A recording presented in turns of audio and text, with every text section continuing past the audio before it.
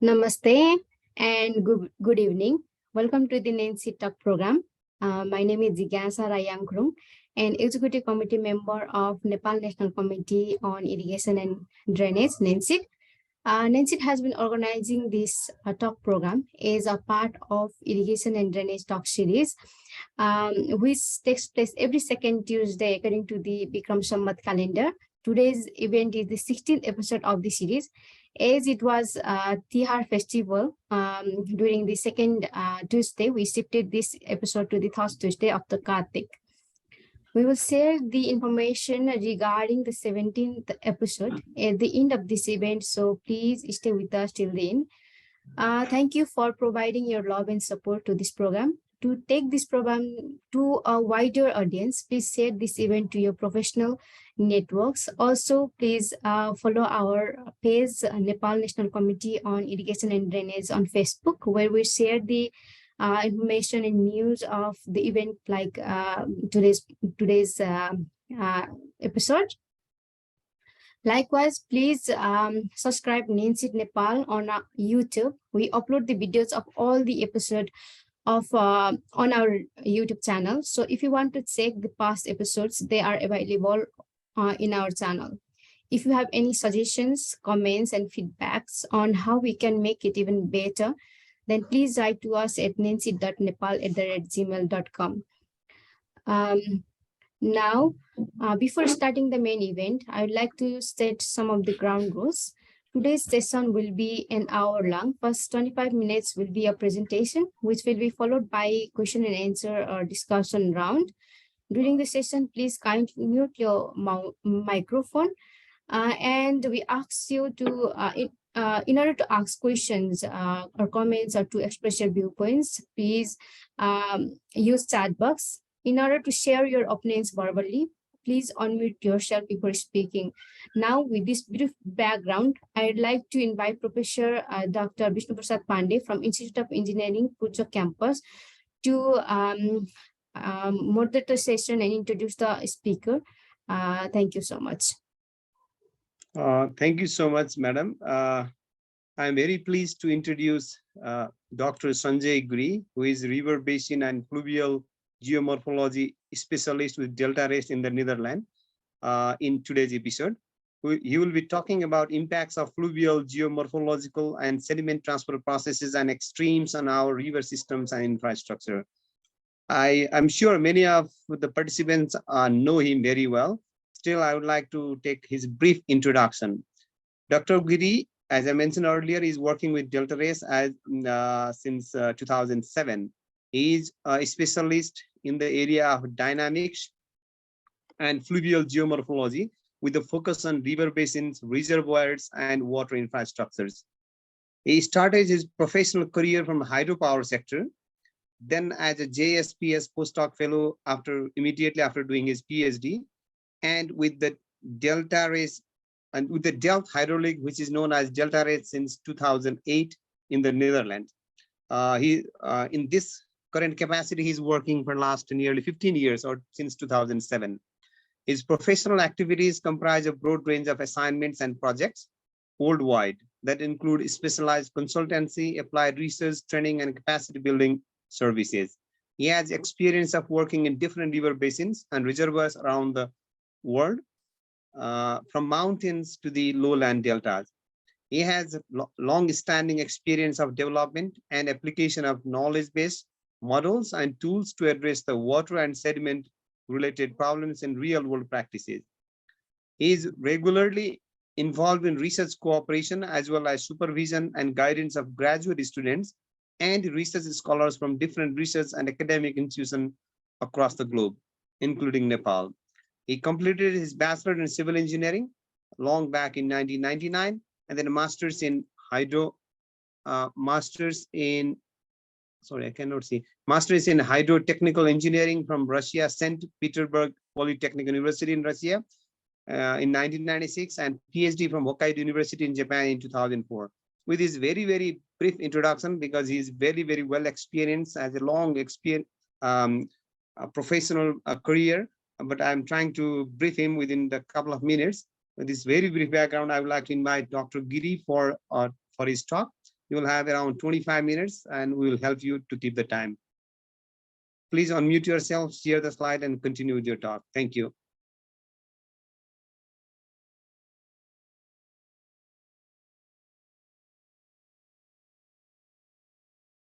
Please unmute yourself, Yes, sir. now I think now do you hear me?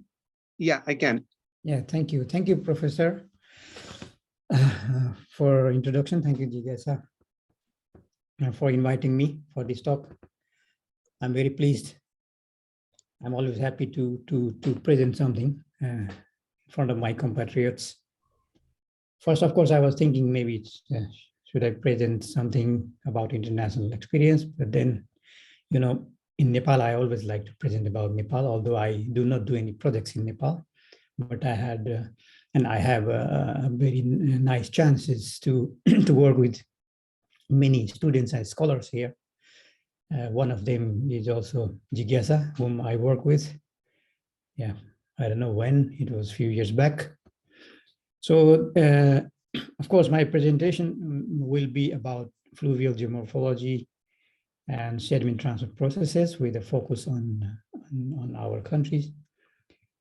Of course, the materials here I've used that I usually find from many sources, particularly from my friends, experts, you know, papers or works, or even sometimes internet sites, their Facebook pages. Also, I worked closely with Dr. Nagendra Kayastha, also Dr. Saroj Karki is one of the employee of irrigation department.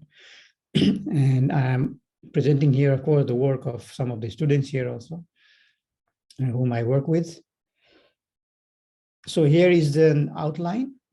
So I start with the introduction, and I give some examples of impacts on our river system and infrastructures. And these are, of course, the examples that many people in this auditorium, I think they know very well, maybe better than me even.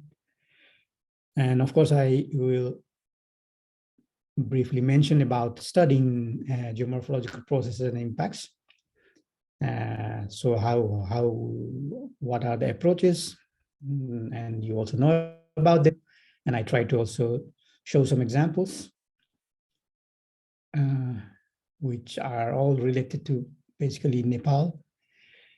I always like to touch about, of course, the technical and the governance aspects of related to the knowledge and capacity development in the discipline, particularly discipline related to fluvial geomorphology, particularly river morphology,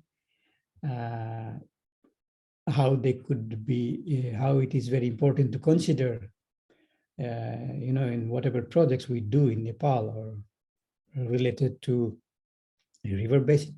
And the second aspect related to governance aspect, I have presented this several times in the past also, and always arguing how it is important to have an integrated and participatory river basin management system in our countries, in our country, yeah, to have.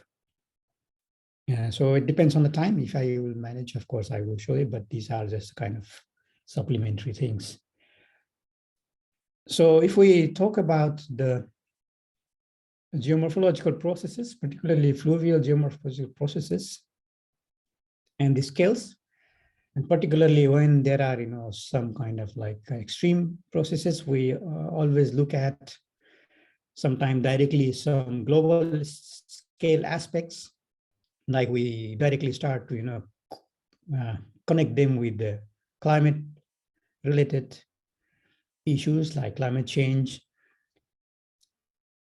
But there are more important aspects which are in the basin scale, yeah, and the reach scale. So in the basin scale, there are, you know, hydrometeorological processes, land use, land cover changes. So we also have to look at indeed the increase in vulnerability, and also another important aspect is the mismanagement. So those are also the aspect that impacts that converts basically hazard to the risk and fatalities. And risk scale. So today's presentation mainly will be focused on risk scale processes. So in the river scales, So if we look at the rich scale fluvial processes, so we can, I think most of you already know. The main thing is like understanding the nature. Yeah. So you know the discipline river science, river morphology. So actually, if you look at the features of rivers, and our country is actually an example country where you can really see all kind of features in just within a small extent. It is starting from deeply incised valley in a high areas and partly confined valley, like in the middle part, also the Churi area, let's say, and on unconfined floodplains. Yeah, so the lowland areas, mostly in terrain areas. So you can clearly see the features, very specific features of the rivers. So if I show you in more closely, and we divide it like as a large scale features like meandering and braiding channels. There are mesoscale features where you see in the rivers bars, sandbars. You can call it point bars, alternate bars, multiple bars, steep pool morphology. And also there are microscale features like ripples, dunes, anti-dunes. And actually these features are actually quite, how to say, they follow certain physical rules. So actually sometimes you can reproduce them in your analysis or in your like even calculations, yeah, or even computer simulations. And also you can analyze. So when you understand these features, then you can think, okay, if we intervene certain places, how these features could be changed. Yeah. So, and what are the impact of these features in a certain like processes, like flow processes. So it's a kind of a science. Yeah. So if we understand them, and it becomes easier to also look at the impacts. And also usually it's possible to some extent to predict, so to look at the future impacts. Yeah, and yeah, I forgot. Yeah, there is also grain scale processes. When it comes to river morphology, then also grain scale processes that is within a river, like how the bed composition changes, how they are distributed. These are also in a more like micro scale level. So it looks like a micro scale level, but they might have quite some impacts on the river channel processes as a whole. And well, we know well what kind of extremes and hazards that quite often occur in our country, particularly related to fluvial, like landslide runout, glacier lake outburst floods, so landslide, dam break, outburst floods, debris and mud flows, snow, ice, rock, avalanche, flash floods, and in the lower part also slope instabilities, erosion and sedimentation, channel erosion and shifting. So these all processes also, of course, related to different like region or types of the river system within the basin.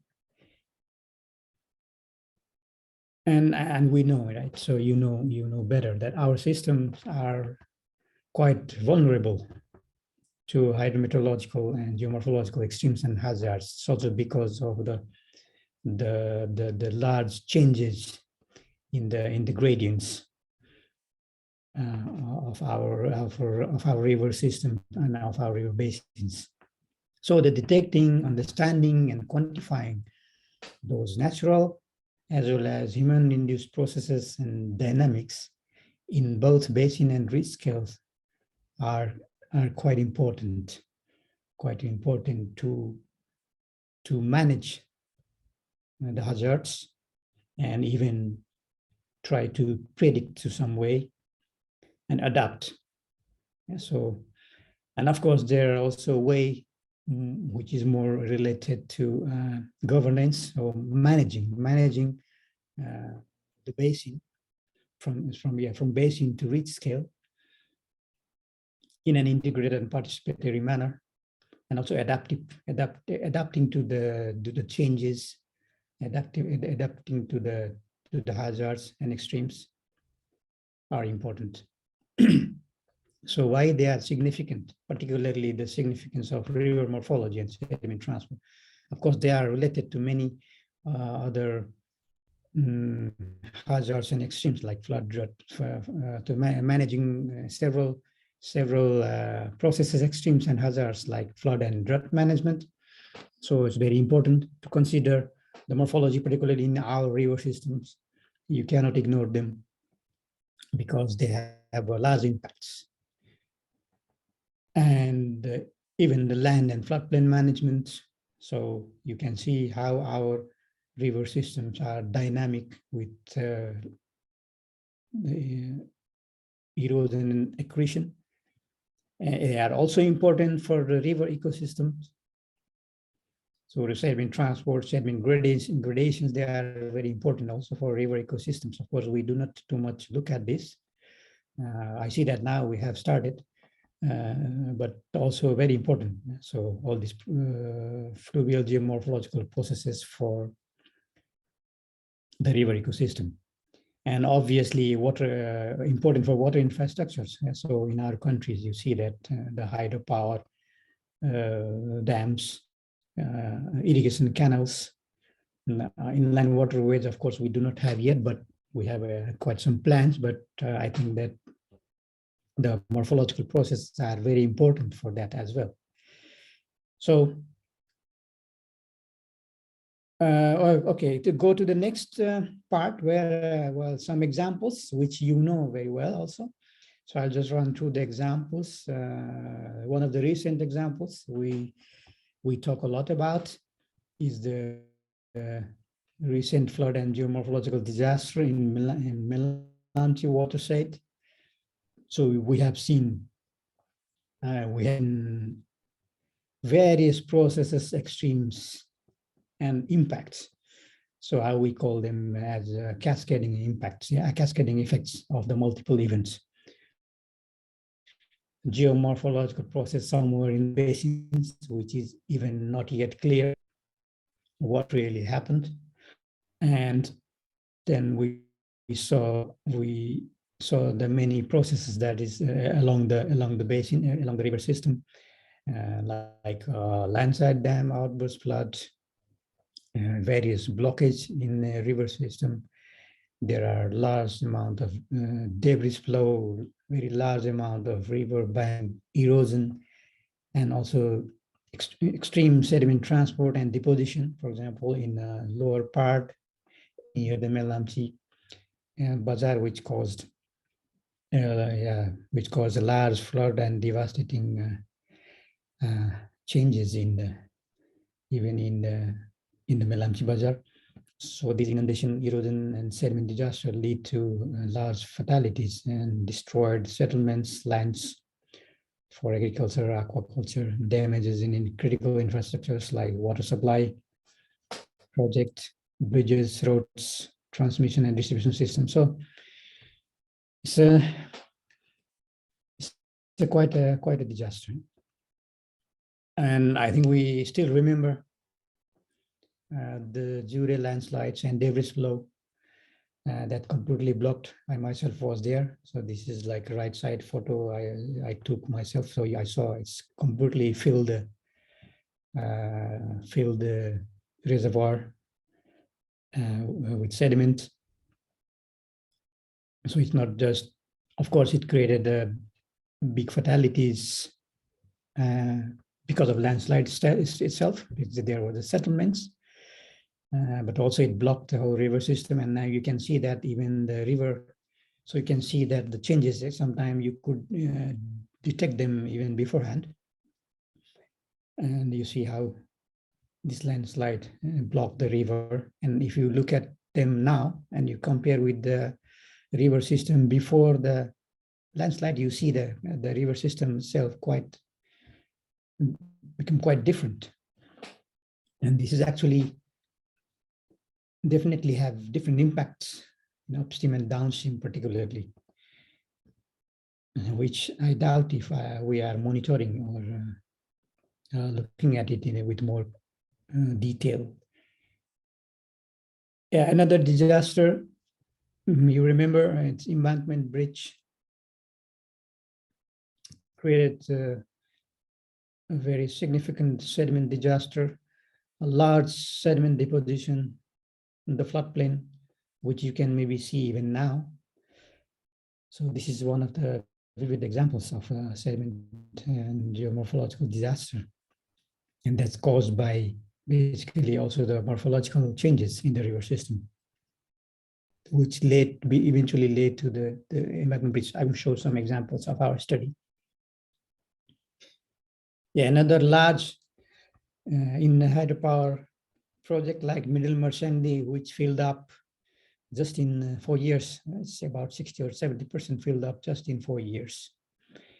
There was a huge deposition in front of the headwork in front of the spillway.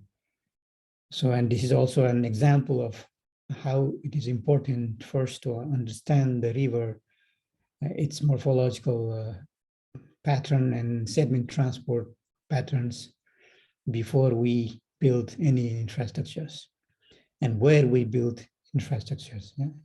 So that is also already an existing example of this is the heavy loss if you count it. So another example which looked maybe not that important, but you can see that there was morphological changes caused by the bridge construction in the upstream of the Koshis in Chatara. And you see that because of the cofferdam during the construction of the bridge, and this ridge, if you look at the past, this ridge was always stable because it's just right after the gorge and it's quite stable. But because of this, there is a formation of mid-channel bar, which led to like almost blockage of the intake of the Sunsari Morung irrigation canal. And of course, they had to do some work there to eventually open it up again. So now you see the the morphological feature is like your bars has been eroded partly and moved. So more water started to flow. I'll show an example. One of our students actually from the irrigation department, Vijay Shrestha, did some studies here. He tried to replicate this using the computational model. And the same thing here, if you look at this flood that happened this year, also in Koshi, like there is an incision of a channel that basically create the flood here in downstream area. And if you look at the morphology, again, this is just downstream of this part. If you see the morphological changes, so you can actually understand how and why the incision took place that eventually led to a large flood in the downstream areas. So here also the importance of river morphology, you can see. So you see the changes at the upstream, basically propagating towards this. And you see that eventually there is a formation of the bar, mid-channel bar, that creates the two channels, and which definitely, I think, created here a deep channel that led to the incision of this Anna branch, which led to the inflow of the large discharge during a flood period, and that led to the flood in the downstream areas. So if you look, actually, you can connect everything to the morphological changes. So this is why this is also, these are also the examples of why it is important to consider the changes in morphology in our river system. And of course, the sedimentation problem in all, maybe all irrigation canals in Nepal. Yeah, this is I think, this is example of a couple of irrigation projects. And yeah, again, another hydropower project, Botikoshi, we still remember how the Oklov destroyed the project. So ample examples. There are many examples. Also destruction of bridges, yeah, I mean, settlements, dikes, many examples. This takes place every year, and they all are actually very much associated with the morphological changes of our river system. So then some slides about studying geomorphological process and its impact. I think you know all, and you also do this. So usually it's very important. If you want to manage something, you have to measure it. What cannot be measured cannot be managed. So, and there are different approaches and methods. So we also do in our projects a lot of field observations. We even do also laboratory experiments to understand some underlying processes. Nowadays, the advanced remote sensing processing become very popular because of availability of large amount of remote sensing data, satellite images, and of course, computation models are also widely used tools to understand the processes. So I will show some examples. So like here you can see you in Nepal also you do like in hydro lab, mostly of course they are focused more on hydropower, but you can also do that for the river studies. And we do that here like at Deltares, we have large lab facilities and we try to use them in our projects. So this is an example of a project done by a study, one of the students here, Kshitij Gautam. He tried to look at the image analysis. So we have developed a tool in which you can see the changes every year in a river system. So here you see that how the Kosi River has been changed that eventually led to the embankment bridge in 2008. So it was a wide river. And we think that after the construction of barrage, you see that the whole west belt is sedimented. So red means sedimentation. So then river became narrow. And it became morphologically very active. And so you see that the migration of these deep channels basically hit the embankment areas leading to this bridge. So we try to look at why this bridge happened. So here you see some analysis. Actually, there is a thesis work produced. So if you want to have more detailed, maybe you can get them. And we also, it was quite some time ago, we tried to replicate this bridge process using a numerical model. So you can see here also like how, of course, there are who works with numerical models, they know. So this like there are a lot of uncertainties in the numerical models, but they quite often help. Like my own experience is that they help good sometime to understand also the real world processes. They help for our projects to also sometimes to predict a few things quickly and to try to see the changes, yeah? So or to try to see the impact of some interventions. So this is another process that we try to model. It's the Jure landslide that I already showed you. So we use certain tools like there is another model which we use to also try to understand and then try to mimic or replicate the process. And the same thing we did with Melanchi, where we try to replicate the flood that might be caused by the complete sedimentation in the area of Melamchi. So we try to like run with and without sedimentation, and we really see that. So this is, you see the flow field has been really changed. and the water level has been increased because of these morphological changes, leading to the inundation of the area in the Melamchi Bazar. So these are the things like we usually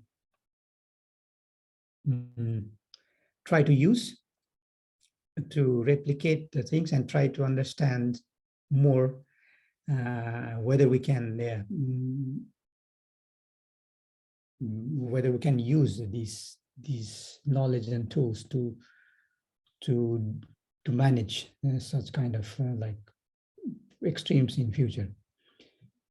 Like I said already, these processes of the impact of the bridge, impact of the Chhatara bridge on the morphology. So the Vijay, he tried to reproduce this mid-channel bar using the model. So the model started with actually the flat bed, and with the both side in cofferdam, he reproduced this bar using the model. So you can see that model have some capabilities, at least to maybe quantitatively, not exactly, but quite well can reproduce the feature.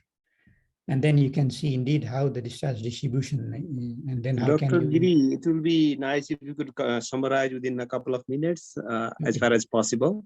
Thank you. Thank you. So these are different studies that you can look at here in my slides. So I put few studies also like done by different students, done by like Jigyasha did this study on irrigation canal.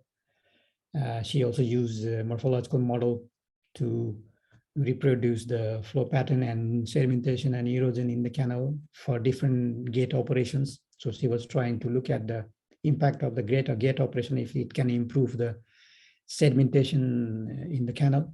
So yeah, the last thing I wanted to talk, but maybe I don't have much time. So what I showed, so why it is important to have a knowledge, particularly knowledge in a certain discipline, and the capacity development, and also integration of that knowledge with others, existing field and processes, tools, all kind of developments. So why fundamental, like this kind of fundamental studies are important in laboratories, in computers.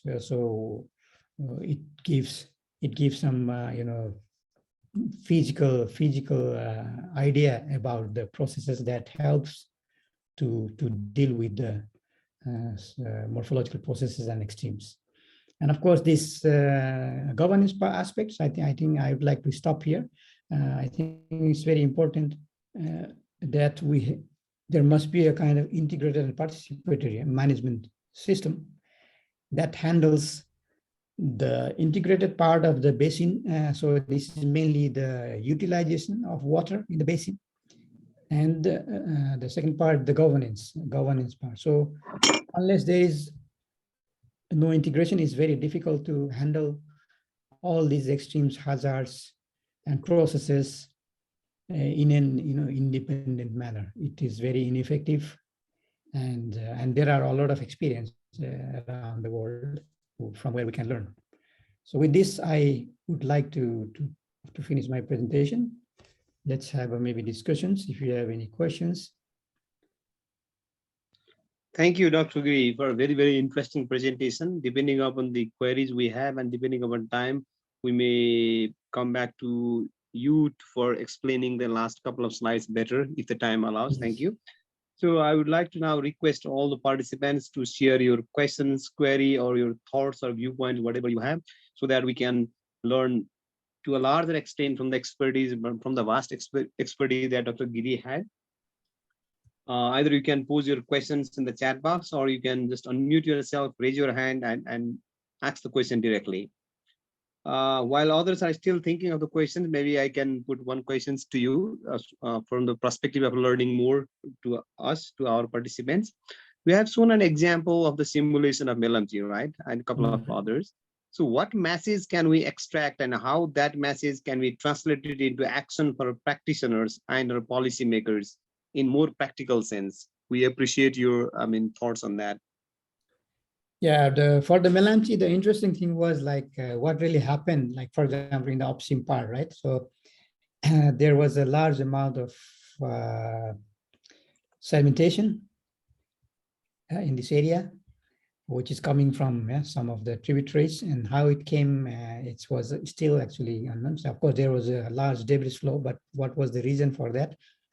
What we were trying is first to indeed look, okay, what could be the amount of this deposition, in how long period it took to have this deposition, and how it impacted basically to bridge this area, which eventually created an havoc a bit in the downstream. And of course, there was other cascading impact.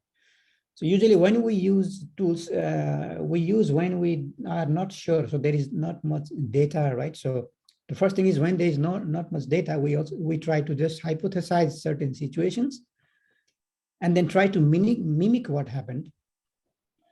And of course, if there is a data, again, we also try to then mimic what happened and try to indeed verify, validate with data. And then we try to see, okay, what can happen in future if we make some changes somewhere. Yeah, so if we want to deal with this, so how we deal with this, and then what we then do, and then if we do something, what will be, and so what these processes will evolve or change. So for that kind of things, of course, it will not give too much of how to say exact like answer to our questions, but sometimes it can be used to check our hypothesis. Check our hypothesis at least to see some trends. Yeah. So like, for example, the Melamchi water supply intake. Yeah, they are interested to see, okay, how, if in future there will be more like this kind of transport, how much transport there could be. So there are already deposition upstream, right? So there is a risk that this deposition will be transported downstream, that might block again this Melamchi intake. So that those kind of hypotheses we can check using our knowledge and using these models. We're using these models, but at the same time we have to be very careful when we interpret the results. Thank you. There is one question from Dhruva Pauryal. Would you please suggest some widely adopted measures to control changes in river morphology and reduce the disasters, based on your worldwide experience? So some of the good practices or some good experiences. Yeah, the reduce the changes is very difficult. Yeah, so it's a nature, and it's not like easy to stop that. I think the wiser thing to do is first to indeed look at the river system. Yeah. So, and when there are settlements, so you want to have an, I don't know, the town planning, or you want to have a hydropower or irrigation canal. First, you try to understand those changes in the river system and how it can affect to your projects, or even for the settlements, yeah, and then adapt to that. So you cannot stop it. So you should sometimes, you understand that when you study, you understand that this river is really dynamic. Changes are really dynamics that cannot be simply predicted or cannot be simply controlled, because if you control in one place, you might get the problem then in another place. That also you have to look. So usually that's what we do basically. So whenever you do any projects, there are certain bound within which you cannot do things. Like in Melamchi, so the houses were built where they should not be built. And sometimes it's very clear, actually. It's quite clearly seen that you cannot do that there. So that's the only way. So, but to stopping, like in Netherlands, the situation is the rivers are very, the weather is very mild. Morphologically, the rivers are very, comparing to our countries, very mild, but still it took, so they channelized the river, but even now after 300 years, 400 years, there are still changes. They are studying continuously. So the rivers in like Rhine River was channelized. It was a wide, like braided river, and now it was channelized since if you look at the 400 years ago, how rivers are here. And now it is channelized, and they indeed could control the river. And that's also because indeed the conditions are very mild. But even under those mild conditions, we see the systematic changes. and the impact of those changes on morphological processes. And that is important here because they use Rhine River for water transport, and water transport, like transport to the Rotterdam port. So economically, very, very important river.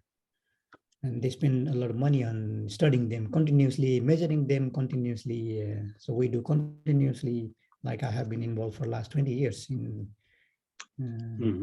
studying morphological study of the Rhine River. And it also takes a lot of time. You know, when you are involved in for 10, 20 years, then you understand your river just like that. You don't need any model or something. And just a linked question to this one, or before that, maybe I would like to encourage the members from the department who are the relevant member. I'm not sure who is, maybe Dr. Saroj Kartik or maybe Virendra Yadav or someone else, I don't know. You may start thinking or sharing later on. I will ask to you, what are the practices that the department is now doing in terms of these themes, and if, what are the learnings we have? Maybe in a couple of minutes, I would ask to you, maybe you may get prepared. Before that, what about the economics of these kind of things? Like you rightly mentioned, we cannot stop the changes, right? But still we are investing on that, like you mentioned about the Rhine rivers, and there could be many other examples. So for the countries like ours, or the department like ours, with the limited amount of resources, would it be worth, in a practical sense, for investing in this kind of interventions from economic sense or environmental sense or social sense? What are your, learnings so far? Yes, that's why. Yeah? So before you do any investment, like my experience, of course, I did projects in developed countries and also developing countries. But whenever I see in developed countries, they count money a lot. Yeah. So here they don't do anything. They don't invest anything if it doesn't bring benefits or profits. Yeah, or benefits. Yeah. Profits. I mean, it's not only in economic sense but also in social sense. Yeah. But at the same time, you also have to look at in these the hazards, risk. So they do risk analysis. Every projects, like hydropower projects or dam projects, when they do dam projects, all the design and all, even the design, it depends on not simply like the probable maximum flood nowadays, because it's a very, how to say, classical method. Because if you look at probable maximum flood, then you might get a very high dam, a very expensive object. So you have to make it economically economically effective. For which then nowadays they mostly look at the risk-based assessment. So okay, if a dam is a little bit lower, and if it will fail or it will be overtopped, what will be the risk in the downstream? Yeah, and what will be the cost of that risk? So if there is a farmland, okay, I just insured, so the insured farmland and compensate them rather than making my dam high and then spending on operations and so on, right? Or having other impacts. And the same with dike protection. So when you make a protection in a river system, so you have to indeed look at the design. Yeah, you design, okay, how you want to design, how safe. So more safe you want to design, more you have impact, economic impact, and other impacts, yeah? Social impact, environmental impact. So you calculate all those things. And then you see, okay, if I want to reduce something, some impact, then there will be some other risk. Then you calculate that, like, okay, then what should I handle? How to first handle that risk?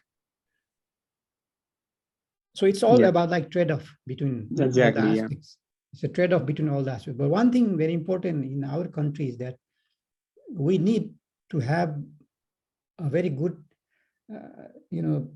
system in place, particularly the technical part. We miss technical part. We don't study our river systems. We just build, and we don't invest on studying. We don't invest on doing research. We can even take some examples from Bangladesh. You see there are independent organizations there. The whole organizations, they do only morphological assessment. There are like 300 people with organizations like CGIS or IWM. It's all in the beginning established by the government. They were government organizations. Later on, they became independent. They solely do only morphological studies of their river system. Everywhere they support their government authorities. And then you see the knowledge and expertise there, like how it is like. There are the key experts. message is there's not a direct answer. There's a trade-off, right? Where there's a risk and associated cost. So we have to see the trade-off and try to see. Exactly. Thank you calculate, and that comes from the clear. knowledge. Yeah. So that comes from your expertise. Exactly. Investment in knowledge is the key here. Yeah, your data you have in the river. Okay, you want to calculate those trade-off, but then you must have something. That's you right. must have in hand data, information. There's one more question. So from Dr. Saroj Karki, what can be the framework like in terms of institution, policy, and technical for internalizing our understanding of river morphology with a specific focus on improving the irrigation system performance, such as canal sedimentation, river training planning? Do you have any suggestions for the appropriate framework? Yeah, this is for everything in Nepal, not only irrigation, but like we built a lot of hydropower now, right? We have many hydropower projects. We have irrigation projects. We have diversion projects. For everything, you need to understand. We need to understand, and we need to have an even dedicated institutions. I would say in Nepal, we must have even not one, maybe like a separate, maybe, or connected to certain ministry or independent. I'm not sure. It's but I always believe that in our country, at least the state maybe should help in that, so that there are dedicated institutions that are focused, that have a whole like system, monitoring and information system, and they have a database system and expertise. So this is, and that is relevant to everything. So canal sedimentation, for river training and planning, for hydropower constructions. Yeah, for and even land use. So it's a dedicated institution with all the, resourcing and the human financial resources is the key point here. Yes, right? yes. So, like you mentioned about experience of Bangladesh and so on. Yes. So Bangladesh, if I give you an experience of Bangladesh, it started, there was a big project funded by ADB in 1980, 90. Work actually, Delphi Hydraulics and DHI work in those projects. And during that projects, they established this IWM and CGIS, two institutions. And they were actually within they were government institutions. And all the activities of the projects. So this institution were trained, and the people were trained during the projects. And when project finished, it continued. They become later on independent institutions. Still the executive committee, the executive board is from the government organization, but they are independent. So they get projects, but they get projects from the government directly. Plus, they also now become commercial. They even do projects in Nepal. IWM, CGIS, they do projects even in Nepal. Yeah? So they become independent, and they also can do some commercial projects abroad. But actually, they are directly assigned by the government, like Bangladesh Water Board, give them projects directly. So in that way, they sustain. And so I think it's more than half or even more. Same here in Deltares, also an example that we support government. So we get directly assignment from the government. We don't have to, we cannot bid in the market in the Dutch, in the Netherlands. We get the projects from the government, and our 40% of our turnover comes from there. So the government is, this was also actually a government institution in 1970, till 1970. So it's fully funded. But then they privatized, kind of made it like independent, non-profit independent organization. So they are supporting indirectly. So just giving the projects to the institutions. Yeah. It's more in an institutional way. Of course, in Nepal also it happens in a very fragmented way. So irrigation department gives some work to university or some, I don't know, consulting companies or whatever it is. Yeah. It's in a very fragmented way, but it should be, I think, in a more institutional, in a more institutional way, probably. Yeah, with the same level of resources we are spending now, we can institutionalize it. Exactly. To establish expert institution, Exactly. right? We can. That's great. We spend a There's lot of one more money. question here. We Yeah. lose a lot of There's one money. more question. Look at the projects. We lose Yeah. a lot of money if you calculate. You know, when we lose, we don't calculate. We calculate when only when we have to spend. That's right. But we never calculate when we lose. That's right. You go to There's one every more question. hydropower Sir. project, you can calculate how much we have lost. That's right. Every irrigation project. Yeah, there's one more question from KCMR. It could be Dr. Kim Podel, I believe. The question is, it is believed that there is a direct relationship between loss of forest cover and associated soil erosion and sedimentation. So with this, it is argued that we should ban cutting the trees in the mountain area. So his question is, are these things considered in your study related to Melamchi and Kosi areas? Well, that's what one of the things why we use these models. So we can also look at those scenarios. Okay, if you improve land, if you do some erosion management work, yeah, so will it improve the situation? So indeed, and that's what I'm saying. I mean, it's in a basin scale, we need a good knowledge about like what is happening, what are the sources of sediment erosion, or why, like in Melamchi area, why all these landslides took place is because of like earthquake. Many experts, they say that is because of earthquake, all land become fragile. And now it can anytime, you know, there are many landslides that generates a lot of sediments. And of course, and that's what I mean, understanding all these geomorphological processes. And then try to, when you want to manage them, if you want to minimize them, then yeah, you have to go to indeed in the basin scale and see. We do that kind of projects, like in the basin scale, we look at the sediment generation processes as well, from where the sediment really comes. And if it's because of deforestation or even just like, you know, earthquake or whatever, but that has to be properly studied. In our case, in our rivers, of course, there are also sources, a lot of sources from the glacier erosion, yeah, and upstream, very upstream. So when we study a river system, like in morphology, what we do is look at the sources. So what is the sources of sediment? They are river erosion of glaciers, deposits, or surface erosion. In different basins, we find different, depending on the basin characteristics. Like I work a lot in India. So in North India and South India is completely different. The sources of sediment and the processes of erosion are very different.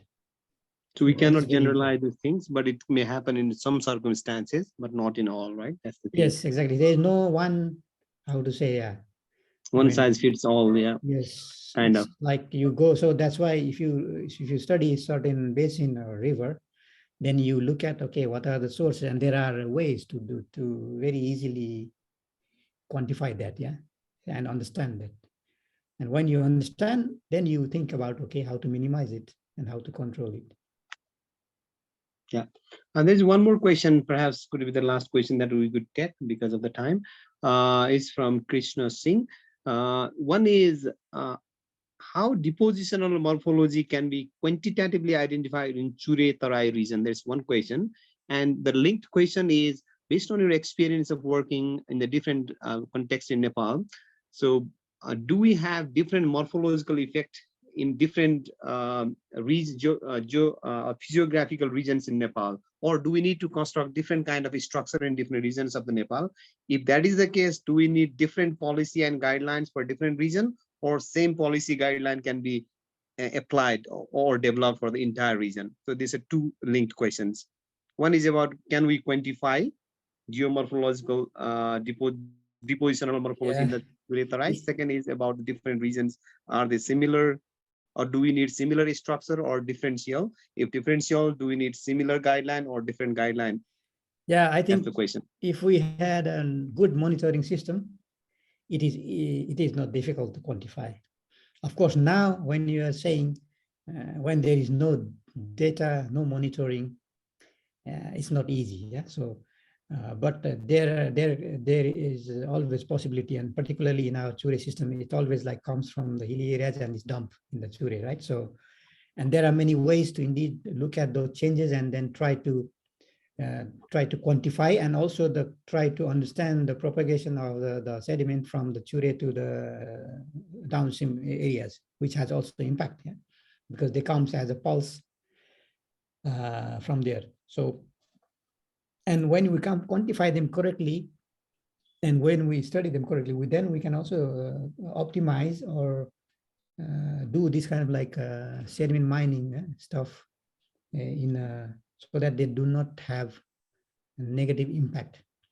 Because you see that sometimes there's a lot of excess sediment in our river systems that creates problems, but there are also erosion, yeah, erosion problems. So, and they both goes with each other, and that can only be understood and quantify, and then also assess the impact, or assess only if we do continuous and proper monitoring and study.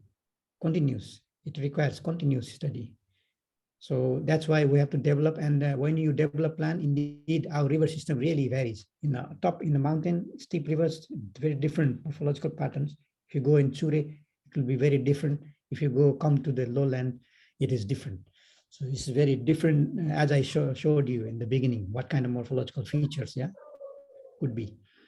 And of course, this is also different types of processes, and when you use the tools, also different types of tools you use, because there are different types of transfer processes. And if you go to the fundamentals, you can actually differ them fundamentally as well. So definitely there must be a different ways of handling them, managing them. So you need like a different sort of also expertise, different sort of scientific tools, but also different sort of monitoring tools. But it can be in one, how to say, it should be actually in one, within one knowledge platform, I would say. All right, sir. Planning must be different. Yeah, planning what you do in the lowland. Also, the use is different. In the hilly areas, like you mostly use for hydropower, while in the lower part you use for irrigation. Yeah, so depending on. That's great. Thank you, sir. We are almost at the end of the session. Before concluding, maybe as I mentioned earlier, it might be good to learn some of the experience from the department in terms of hands kind of things. I could see the Director General Sushil Acharya sir with us. If he can take maybe 2 or 3 minutes and can share some of the experiences. Oh, he's disconnected already. Or maybe someone from the department who is working in this field. Sushil sir, yeah, you are there. Would you please share some of the experience of the department in handling these things, maybe in 2-3 minutes? Okay, thank you, Vishnu sir. And also, I'd like to extend my sincere thanks to Sanjay sir, Dr. Sanjay Giri, for delivering these presentations with insight, knowledge, and lot of academic and research based on the research works. Dr. Giri mentioned about NENCID disaster, which we experienced few years ago, Koshi disaster at 2008, Jure landslides, and others. And he mentioned about the river morphological changes due to the Chatra bridge and Kofa dam associated during construction of that bridge. We really faced the water acquisitions in the Sunsari Marine Canal due to the Chatra bridge. And during last few years, we constructed 5 eastwards in the opposite banks, which helped to remove the Sian Island and confine the river water into the intake site with slightly high elevations. And from the last years, we experienced a good improvement or good facilitation due to the construction of those eastwards. Last year, we able to abstract 32 meter cube per second water, which is sufficient during winter irrigations. And we still planning the additional 3 spurs. Whether it is appropriate or not, after this, after observations after these monsoons, we are planning. And model works and computational model works for this change scenario in the Chatra barrage will be very helpful for our department and for running the Sunsari Marine irrigation canals. And thanks to Sanjay sir for study before as well. You have Vijay Shrestha from in your department. He did the study, model study. There are a lot of knowledge in your department actually. Vijay Shrestha, Sarosh Karki, Dr. Sarosh Karki, Jigyasha. So there are already ready morphologists and experts, modeling experts. They can readily help you. And okay, thank you, sir, for the information. We are always to help you. So. And regarding the sediment and geomorphological related disasters, in recent years, due to the extreme events and degradation in the watershed, we are facing in increasing trend, especially due to the expansion of the rural water with the utilization of heavy mechanical equipments and non-planning work. The sediment-related disaster is increasing. In the slopy mountain, like Dr. Giri mentions, very topographically very slopy mountains, which need to remain undisturbed and need to have good vegetation covers, but the road without proper planning and protections as well as proper side drainage and cross drainage works are under construction, which accelerate sediment related disasters. And one thing is this, and another thing is the rivers is not conservation. Rivers is not under there is no any authority to control the river. We utilize the rivers for the irrigation purpose, like other sector, hydropower, water supply sector, sectoral use. But and local body are utilizing what river as their source of income. From the riverbed materials, from selling riverbed materials, and which is also creating for acquisitions of water acquisition for our irrigation canal, as well as for maintaining the river flow in proper channel and proper stage. Because of to get rid of from those problems and shortcomings, we recently proposed drafted a policy and submitted to our ministry, which is under consideration, which is under review by different agencies, which plan to control the rivers, to monitor the riverbed materials. Like that, somehow we have initiated that. Similarly, for the riverbank protections, we also exploring some sustainable, cost-effective, and nature-based solutions. And likewise, in the for the landslide controls and debris flow management, some works are underway, but not as required extensively throughout the country because of the resource and institutional constraints.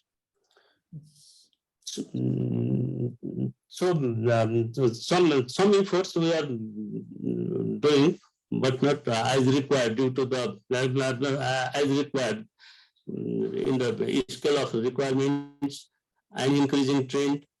Like Dr. Giri mentioned, we need some dedicated institutions for looking at the geomorphological.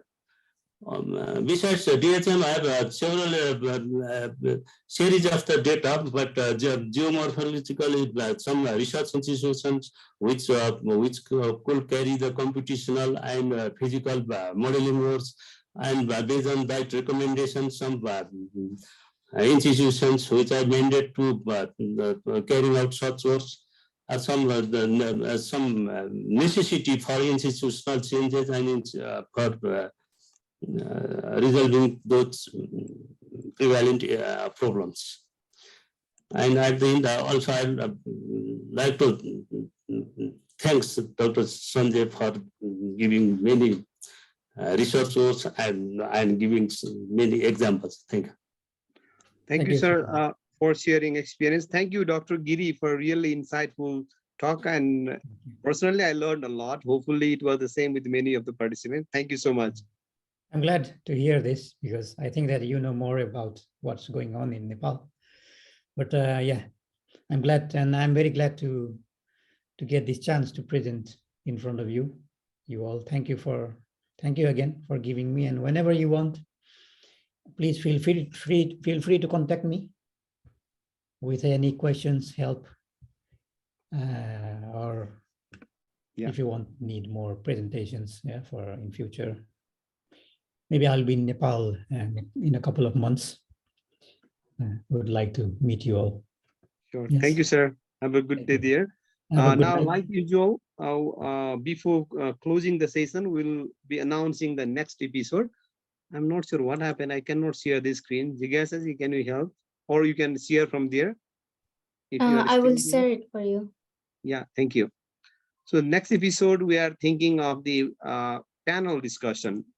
So in that one, we'll focus on addressing practical challenges in implementation of irrigation infrastructures in the federal context. Our idea there is to have 3 of the provincial secretaries who are very familiar about the difficulties of implementing in federal context. So they will be talking about as a panelist in the upcoming session. Like we see in the screen, Dr. Santosh Kaini, who is the Secretary of Ministry of Energy, Water Resources and Water Supply with the, not Bagmati, Gandaki province, I guess. And then Mr. Tulsiram Bhatrai, who is Secretary of Physical Infrastructure Development with the Sudur Paschim province. And Mr. Naveen Raj Singh, Secretary of Ministry of Water Supply, Irrigation and Energy with the province 1. They will be talking about the theme of the practical challenges of implementing irrigation infrastructure in the federal context. This session will be moderated by Mr. Sanjeev Baral, who is DTZ with Department of Water Resources and Irrigation, who also served as a secretary earlier with the Ministry of Physical Infrastructure and Development with the Bagmati province. It is expected to be a very interesting panel discussion. We encourage all of you to participate like as usual, and also share this information to your colleagues so that many people will get benefited out of that discussion. With this, thank you so much to all of you, especially Dr. Giri for the presentation, so many participants for active participation in the discussion, and many others who spared their valuable time in this session for making this a success. Thank you, good night, and have a nice day ahead. Thank you very much. Have a good night. Thank you. Bye-bye.